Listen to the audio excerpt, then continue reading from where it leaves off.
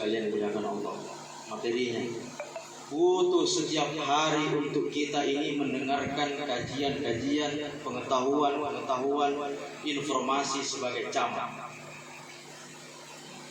Karena kita tidak tahu kapan akan dipanggil oleh Allah Subhanahu wa Ta'ala. Ibu-ibu ini saya lihat wajah-wajahnya seperti penduduk bidadari surga.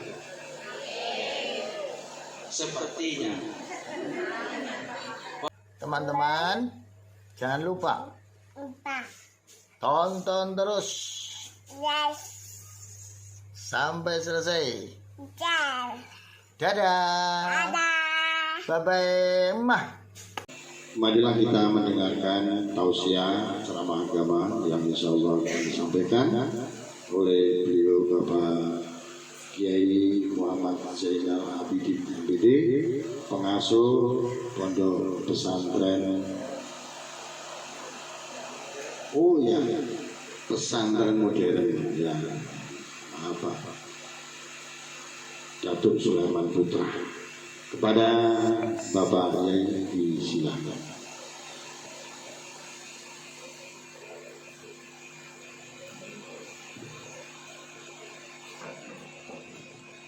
Bismillahirrahmanirrahim. Wa inna ta'ala istighfar min Allah Ta'ala. Assalamualaikum warahmatullahi wabarakatuh. Waalaikumsalam.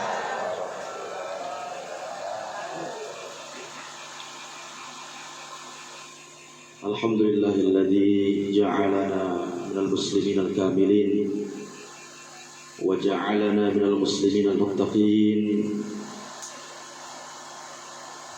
Ashhadu an la ilaha illallah wa ashhadu anna sayyidana Muhammadan abduhu wa rasuluhu la nabiyya ba'dah. Allahumma salli wa sallim ala sayyidina Muhammadin wa ala alihi wa sahbihi ajma'in. Amma ba'du. Qala Allah Ta'ala idza asabatuhum musibah qalu inna lillahi wa inna ilaihi raji'un. Wa qala aidan kullu nafsin za'iqatul maut. Wa qala Nabi sallallahu alaihi wasallam lakinu mautakum la ilaha illallah. Wa qala Nabi sallallahu alaihi wasallam man akhira kalamihi la ilaha illallah dakhala al-jannah. Yang saya hormati bahwa acara wabil khusus kepada Sahibul Bait, pada keluarga besar Ibu almarhumah Sri Atun dan pejabat pemerintah setempat, dan ada juga hadir Ketua Paguyuban Jawa, akramakumullah wa barakallahu fi kulli hayatikum, amin ya rabbal alamin. Sebelum saya mulai ceramah Bapak Ibu, saya mohon kita semuanya bertawassul mengirimkan suratul Fatihah kepada almarhumah Ibu Sri Atun ila hadratin Nabi Mustafa Sayyidina wa Habibina wa Syafi'ina Muhammadin sallallahu alaihi wasallam wa ala alihi wa auladihi wa ashabihi wa azwajihi wa dhurriyyatihi wa ahli baiti ajma'in. Syai'un lillahi lana wa lahumul Fatihah. A'udzu billahi minasyaitonir rajim. Bismillahirrahmanirrahim. Alhamdulillahi rabbil alamin, arrahmanir rahim, maliki yaumiddin. Iyyaka na'budu wa iyyaka nasta'in. Ihdinas siratal mustaqim. Siratal ladzina an'amta 'alaihim ghairil maghdubi 'alaihim waladdallin. Amin. Summa inna arwah jami'il muslimin wal muslimat wal mu'minin wal mu'minat al ahya'i minhum wal amwat wa nakhussu khususan ila al marhumah Ibu Sri Atun wa min usuliha wa furu'iha wa ahli silsilatiha. Allahumma ighfir laha warhamha wa 'afiha wa'fu 'anha wa akrim nuzulaha wa wasi' madkhalaha fil jannah. Syai'un lillahi lana wa lahumul Fatihah. A'udzu billahi minasyaitonir rajim. Bismillahirrahmanirrahim. الحمد لله رب العالمين الرحمن الرحيم مالك يوم الدين إياك نعبد وإياك نستعين اهدنا الصراط المستقيم صراط الذين أنعمت عليهم غير المغضوب عليهم ولا الضالين آمين. Pada malam ini kita semuanya yang berada di sini ini menunjukkan bahwa menunggu Pak Camat, artinya calon mati, calon mayat, calon wafat, ya, bukan Pak Camat yang ada di kantor berseragam apa itu namanya, seragam dinas. Tetapi kita menunggu camat ini maksud dalam tujuan mengantri untuk menjemput wafat kita, kematian kita, dan pakaian itu dinasnya yang terbaik adalah warnanya putih, kainnya namanya kain kafan, ada orang bilang juga kain mori, ya. Bapak Ibu yang dimuliakan Allah, maka kalau menjadi camat itu harus banyak mendengar, karena siap-siap dia akan menempuh perjalanan yang sebentar, karena semuanya manusia punya durasi. Durasi kita hari ini bisa jadi 10 tahun, usianya orang 20 tahun, 30 tahun, 40 tahun, ada yang sampai lebih dari 50, ada yang 1 abad, 100 tahun, ada yang lebih. Tapi malam ini almarhumah itu wafatnya usia 44 tahun, menunjukkan bahwa usia itu tidak menentukan seseorang. Amalnya itu bisa jadi banyak atau amalnya bisa sedikit. Tetapi bagaimana seseorang itu mempersiapkan dirinya? Karena rahmat Allah Subhanahu wa taala itu rahmat Allah Subhanahu wa taala kepada semua hambanya. Mau yang usianya muda, mau usianya yang tua, rahmat Allah diberikan camat ini. Lalu pertanyaannya, tidak hanya malam ini, bagaimana Bapak Ibu ini sebagai camat materi mengetahui di mana rahmat-rahmat Allah Subhanahu itu kita ini mendengarkan kajian, bukan rahmat, pengetahuan rahmat ini adalah informasi sebagai camat. Seseorang itu dapat rahmatnya Allah manakala pertama, kapan akan dikala Subhanahu-nya penuh dengan kebahagiaan ini dalam beribadah, wajah-wajahnya.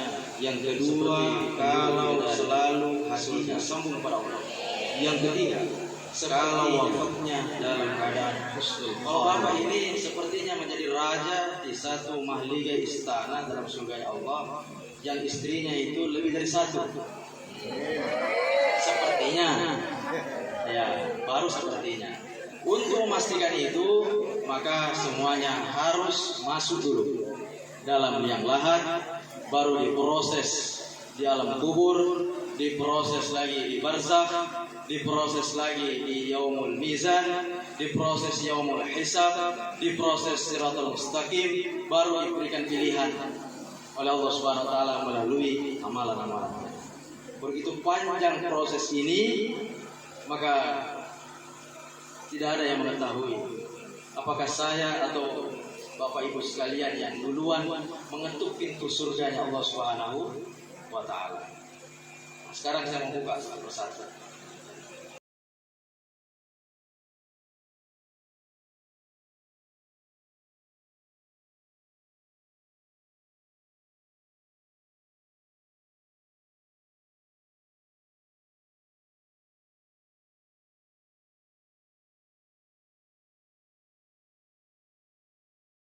Banyak salah-salah.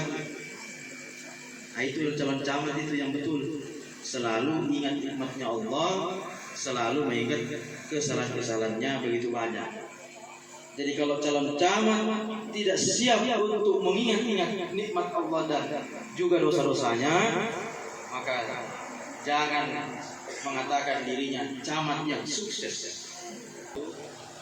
Ketika wafat, itu tidak langsung dikuburkan sebagaimana orang-orang pada umumnya saat ini. Itu Nabi SAW ketika wafat hari ini, itu tidak langsung hari ini dikuburkan, tapi besoknya. Mengapa demikian? Karena para sahabat yang lain, Abu Bakar, Utsman, Sayyidina Ali, Sayyidina Umar, dan beberapa sahabat yang lainnya itu mendiskusikan siapa yang menggantikan Nabi Shallallahu Alaihi Wasallam. Mengapa itu penting? Karena pada posisi Nabi di situ jasadnya masih ada, tetapi Nabi dapat mengetahui dan mendengar orang-orang yang berdiskusi tentang yang meneruskan estafet Nabi Shallallahu Alaihi Wasallam. Ini yang pertama. Yang kedua, mengapa orang itu dibacakan suratul Fatihah ketika dia sudah wafat? Karena ayat yang menjelaskan tentang wa kasyafna, kami telah bukakan kepada kalian gitu akan wa basar, saya bukakan satu penglihatan, satu pendengaran yang dulu tidak pernah kamu bisa merasakan pendengaran penglihatan itu. Apa maksudnya? Kalau sekarang Bapak Ibu tidak bisa mendengarkan orang yang sedang ada di dalam kubur saat ini, kita tidak bisa mampu itu. Dan juga Bapak Ibu tidak bisa melihat sesuatu yang gaib pada hari ini, tidak bisa. Ya. Tetapi di hari ketika nanti orang-orang sudah wafat, meninggal, itu Allah Subhanahu Wa Taala bukakan kasyaf, dibukakan itu, semuanya bisa dilihat. Jadi orang yang posisinya hidup ataupun mati di sebelah kita itu dapat diketahui apa yang terjadi, dapat dilihat apa yang terjadi. Maka posisi orang yang ada pada waktu itu namanya di alam barzakh. Apa itu barzakh Bapak Ibu sekalian? Barzakh itu artinya tembok. Ya, tembok ini, tembok rumah. Tembok yang dimana hanya Allah Subhanahu Wa Taala yang memiliki izin untuk membukakan itu. Jadi kita hari ini ada tembok. Jadi almarhumah hari ini itu melihat dan mendengar apa yang hari ini terjadi di rumahnya. Makanya disebutkan dalam Al-Quran wa ghita'aka wa basaru, penglihatanmu, pendengaranmu, intuisimu, semuanya kami bukakan yang dulu semasa hidup tidak pernah ada bisa didengar atau dilihat. Lalu ada orang yang mendoakan kebaikan kepada almarhumah, maka itu didengar. Siapa yang mendengar? Malaikat di dalam kubur. Yang kedua, almarhumah itu sendiri. Itu semuanya terdengar. Nah, saya menyampaikan ini Bapak Ibu sekalian bukan untuk cocok logi, tetapi merupakan satu penjelasan dengan tafsir Jalalain dalam surah Qaf. Lalu bagaimanakah orang-orang yang sudah dalam kubur ini? Dia dapat merasakan dan melihat, ternyata rumah saya diambil oleh orang lain. Tahu? Iya. Suamiku diambil orang lain. Tahu? Istriku dinikah lagi sama orang lain. Tahu itu. Anakku di sana dipukul orang. Tahu. Hartaku diambil, dirampas semuanya. Tahu. Apalagi hal-hal yang semacam kebaikan, doa tak, sedekah tak, menyambungkan silaturruh, sambungan ruh kepada almarhum atau almarhumah, itu dia tahu.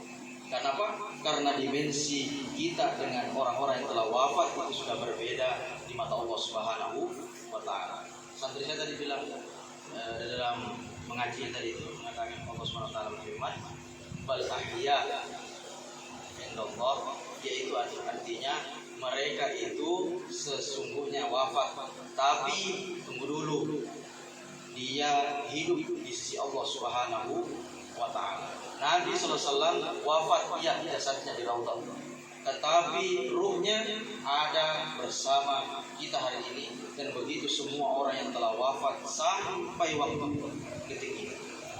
Maka jangan kita menjadi orang yang sedikit-sedikit alergi dengan mengirimkan Al-Fatihah sedikit-sedikit Al-Fatihah, sedikit-sedikit Al-Fatihah. Jangan alergi. Kenapa? Karena ini tadi ada penjelasan dari para ulama dan juga dapat dirasionalkan sebagaimana yang telah saya sampaikan tadi.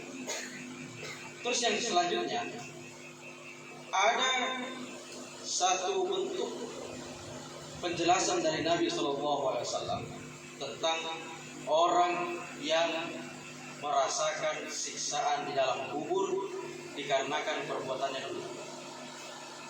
Tapi perbuatannya ini sederhana, kelihatannya sederhana, situasinya. Yang pertama itu kencing sembarangan. Ya, kencing sembarangan. Jadi suka kencing tapi sembarangan. Ya, kayak Pak Supir itu kencing sembarangan, kencing di botol. Nah buat tapi Pak Supir jangan bisa diadang di sana Pak. Bukan begitu, maksud saya adalah kencing sembarangan. Ya. Lalu yang kedua, yamshi bin namimah. Kesana kemari pekerjaannya cerita tetangganya, magosip, ya,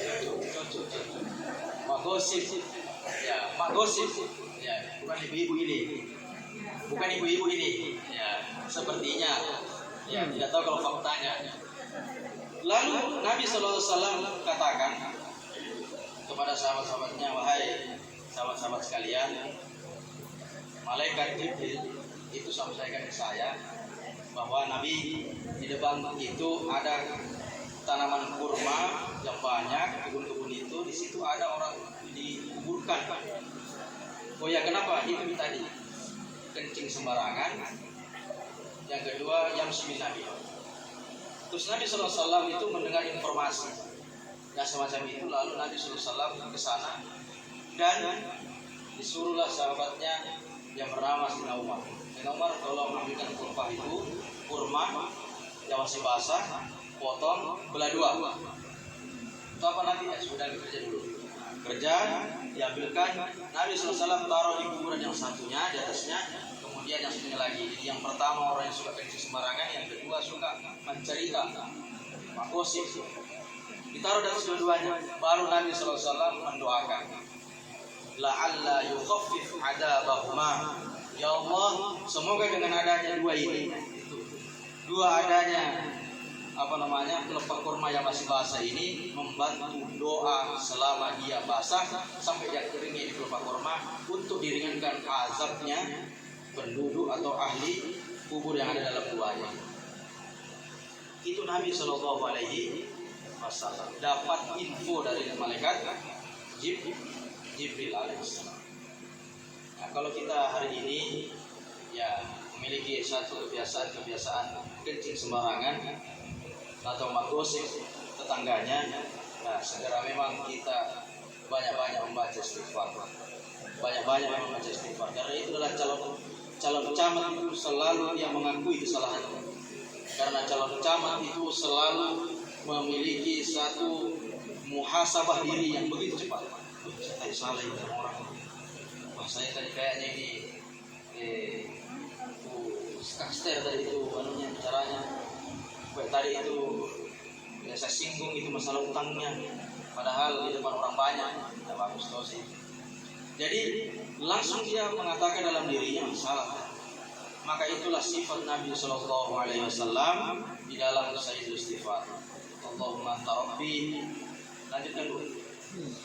Allahumma anta rabbi, la ilaha illa anta, khalaqtani wa ana abduka wa ana ala ahdika wa wa'dika mastata'tu, a'udzu bika min syarri ma sana'tu wa abu'u laka bi ni'matika alayya wa abu'u bi dhanbi faghfirli fa innahu la yaghfiru dzunuba illa anta. Itu Nabi SAW mendidik kita bahwa ya Allah, saya ini hambamu calon camat yang akan meninggal. Oh ya, saya ini calon camat yang akan meninggal. Lalu ya Allah, saya mengetahui nikmat yang kau berikan ini begitu banyak.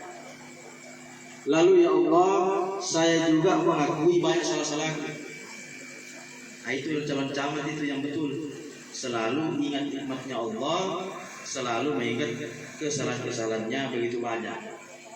Jadi kalau calon camat tidak siap untuk mengingat-ingat nikmat Allah dan juga dosa-dosanya, maka jangan mengatakan dirinya camat yang sukses.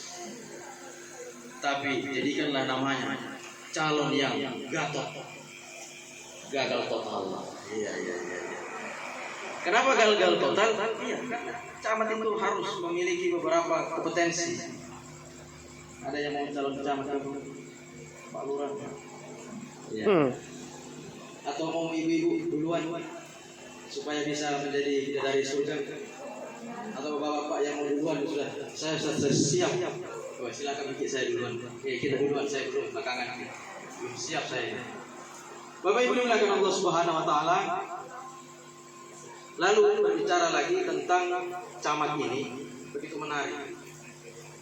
Nabi SAW itu memberikan satu kalimat pengakuan selain syahadat. Ya, namanya syahadat. Kalau bahasa Bugisnya itu syahadat pamulang. Tapi kalau kita di kalangan orang Jawa biasanya mengatakan itu sebagai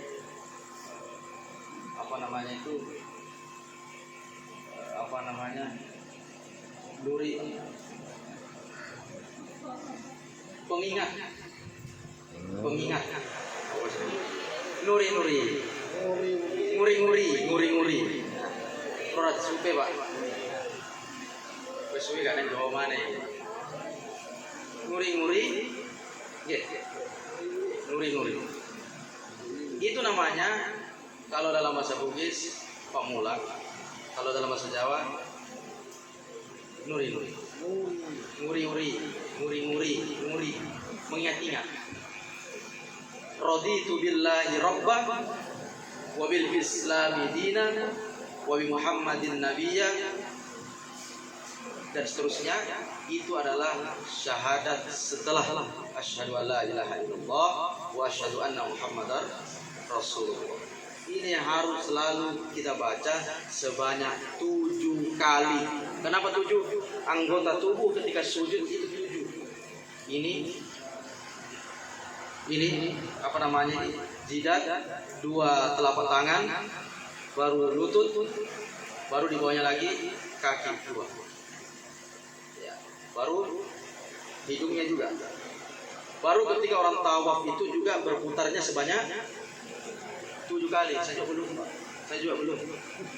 Ya, tapi begitu katanya 7 kali berputar.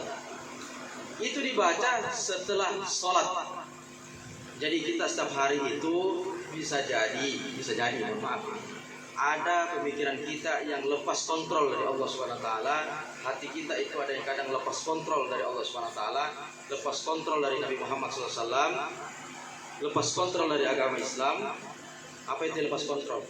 Bisa jadi kita marah sama istri kita. Bisa jadi sebuah istri maki-maki suaminya atau anaknya tadi, dan jewer pokoknya sampai biru badannya, seumpama. Maka ketika membaca itu tadi syahadat yang kedua setelah asyhadu alla ilaha illallah wa asyhadu anna muhammadar rasulullah itu sebagai mengontrol diri kita supaya menjadi orang yang selalu dalam koridor ketakwaan di sisi Allah SWT.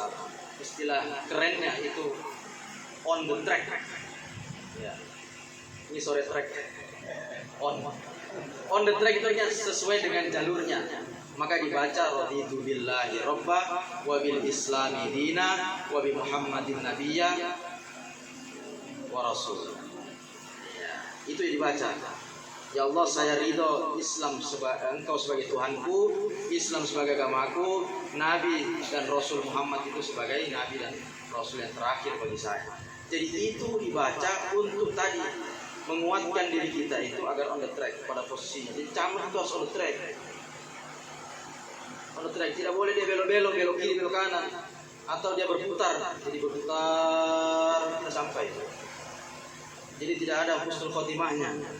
Jadi kita mengharap kepada Allah Subhanahu wa taala dengan membaca itu tadi syahadat yang kedua setelah asyhadu an la ilaha illallah wa asyhadu anna muhammadar rasulullah, supaya menjadi camat yang sukses di dunia dan di akhirat.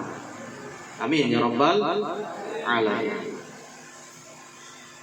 Kemudian waja'at sakratul maut bil haqq, ketika datangnya sakaratul maut dengan penuh kesungguhan dari Allah Subhanahu wa taala, itu ada dua versi. Nanti ibu-ibu bisa dibaca surah An-Nazi'at. Yang ayat pertamanya berbunyi wan nazi'ati gharqa wan nasyitati nashta. Itu dua versinya. Versi yang pertama, ada orang itu dicabut nyawanya dengan cara yang keras oleh malaikat. Keras, tidak ada rasa ampun, sakit. Ada yang versi kedua, orang dicabut nyawanya lembut, tenang, tidak ada sedikit pun rasa sakit. Kemudian malaikat itu ketika diperintahkan oleh Allah Subhanahu wa taala, malaikat cabut nyawanya itu, dia tidak pakai nanti atau sebentar. Jadi langsung meluncur, OTW, siap gerak, langsung mengambil nyawanya orang. Tidak pamit dulu, tapi Bu, Pak, saya mau ambil nyawanya anak, tapi Pak, saya mau ambil nyawanya istri, tapi Bu, saya mau ambil nyawanya suami. Tidak ada begitu. Ketika Allah SWT perintahkan turun, cuma dua versinya. Bisa jadi nazaknya itu gharqan, bisa jadi nazaknya itu menjadi nashqan. Apa itu nazak? Nazak itu begini, jadi nyawa itu dicabut dua. Kalau dari kaki kita pegang itu sangat tidak sekali. Kaki dingin di sini, dingin di kaki, naik ke paha, itu dingin. Perut itu dingin, dipegang itu sudah dingin, lain-lain naik. Kemudian nazaknya itu posisinya melalui mulutnya, dicabut oleh Allah SWT. Maka ketika orang nazak itu susah untuk mengucapkan syahadat atau kalimat thayyibah, karena proses yang sudah tidak bisa dimungkinkan orang untuk berbicara. Tapi ada pertolongan Allah Subhanahu wa taala yang bisa memudahkan dia untuk mengucapkan pada masa nazak. Nazak itu tadi sakratul maut, kita di ayatnya. Jadi satu surah Al-Qaf, dua surah An-Nazi'at. Ketika nazak itu posisinya mau diambil oleh Allah Subhanahu wa taala melalui perantara malaikatnya, melalui mulutnya. Jadi ketika sampai orang itu nazak, nyawanya sudah di sini nih, di tenggorokan, sudah di dadanya di sini. Kalau ada keluarganya siapa, segerakan bisikkan di sini di telinganya, bisikkan kalimat la ilaha illallah, itu yang paling pendek. Kalau disuruh membaca la ilaha illallah itu sangat kecil kemungkinan untuk bisa dibaca, sangat kecil. Tapi la ilaha illallah itu satu kalimat yang sederhana dan mungkin bisa lebih cepat untuk dia baca. Kenapa harus la ilaha illallah? Karena Nabi SAW mengatakan dalam kitab Riyadhus Shalihin, man akhira kalamihi la ilaha illallah dakhala jannah. Jadi Bapak Ibu, kalau baca la ilaha illallah ketika nazak, syukur-syukur kita bisa membaca itu tanpa dituntun, wafatnya, meninggalnya masuk dalam surga Allah Subhanahu wa taala.